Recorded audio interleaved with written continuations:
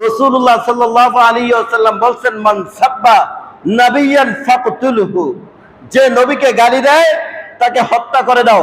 এর ব্যাখ্যাতে জগৎ বিখ্যাত মুসলিম শরীফের ব্যাখ্যা ইমামে নববী রাহমাতুল্লাহি আলাইহি লিখছেন, যে ব্যক্তি নবীকে গালি দেয়, যে ব্যক্তি নবীর চরিত্রের উপর কথা বলে, তাকে হত্যা করা ছাড়া দ্বিতীয় অন্য কোনো বিচার নাই।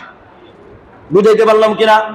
আমরা উদ্বেগের সাথে আমরা তো ভারতীয় সরকারের কাছে, আমরা আমাদের রাষ্ট্রপ্রধানের কাছে এই দাবি তুলতে পারি যে এটার একটা কূটনৈতিক সুরাহ গভীর উদ্বেগের সাথে লক্ষ্য করছি যে ব্যাপারে ভারতীয় কসাই অগণতান্ত্রিক সরকার মোদি এটাকে সাপোর্ট করতেছেন এবং এর প্রতিক্রিয়া জানাচ্ছেন না। আমরা আমাদের সরকারের কাছে বলবো, আমরা আমাদের যে প্রশাসনের কাছে বলবো, যদি এই ঘটনা বারবার ঘটতে থাকে, হঠাৎ যখন এই ঘটনার বিপরীত ঘটনা ঘটতে থাকে, ওদেরকেই নিতে হবে।